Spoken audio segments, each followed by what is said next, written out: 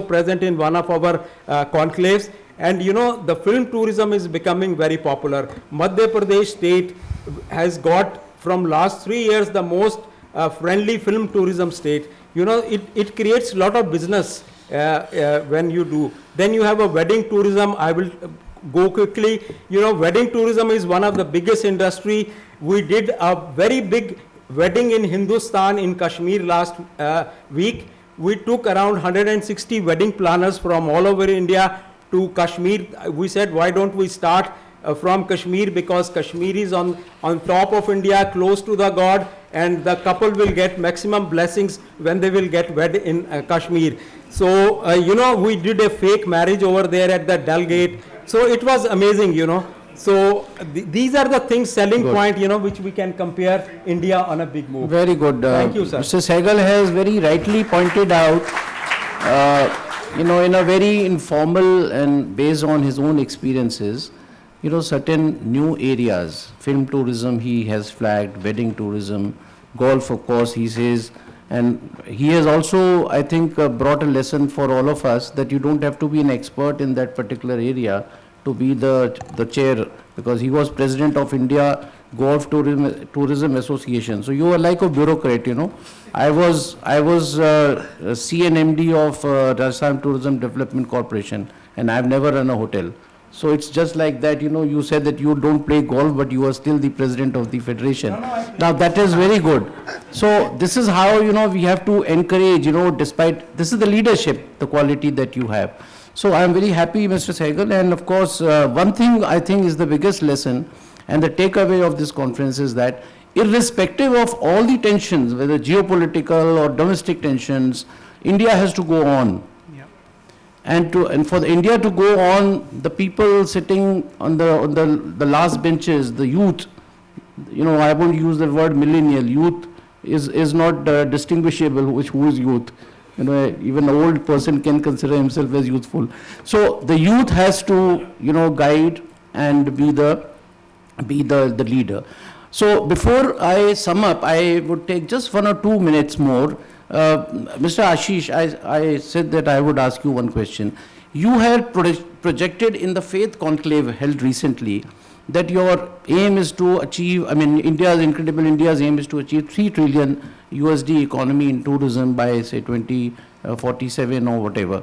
Now, you think that these tensions which are not subsiding and which may continue, and more global tensions may come, do you think that this target is achievable in the light of these happenings? Very short, one minute answer. In that 1 minute, I'll take 10 seconds to think of an answer. But, okay, let me put it in this perspective. And again, it's a statistical perspective. When we came up with this target, and that was during the tenure of Mrs. Singh, the question posed to us was under the this program which our Honorable Prime Minister was running, the what should be the Viksit Bharat vision. So Ministry of Tourism came up with a target of $1 trillion for Indian tourism. We challenged it. We said that if China and America today, their tourism economies are already beyond $1 trillion, is it wise to look at, after 25 years, a target for Indian tourism at 1 trillion? Number one. Number two, we are today at around 5 or 6% of the GDP. By all possible means, it is expected that Indian GDP will be around 30 trillion.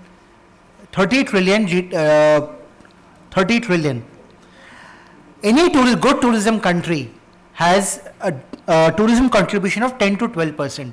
अगर हम उसका भी 10% ले लें, it comes to approximately 3 trillion. Finally, from a gut perspective, we all know that India is a land of magnificence, beauty. As Mr. Zushi rightly said, you know, we have to go on. We need to ensure, when we all work together, to magnify the beauty and the assets of Indian tourism. If not 3 trillion, it's maybe 4 trillion, it could be 2 trillion.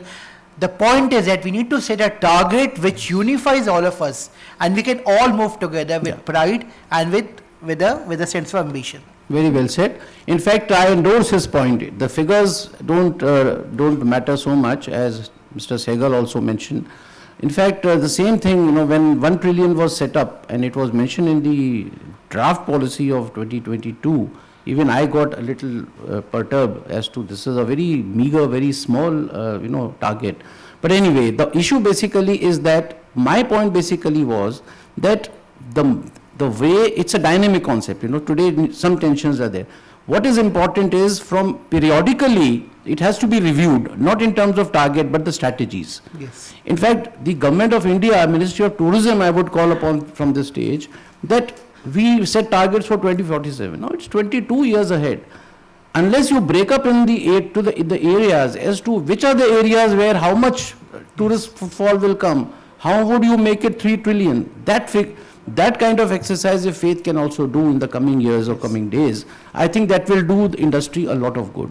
Aishwarya, just one point, since you are in the teaching line also, how skilling, how the skill gap that we have, whether for international tourism or for domestic tourism, it is alike. Do you think that the government should continue to kind of invest more and more in skilling, or you think the private sector should also come in? What is your view?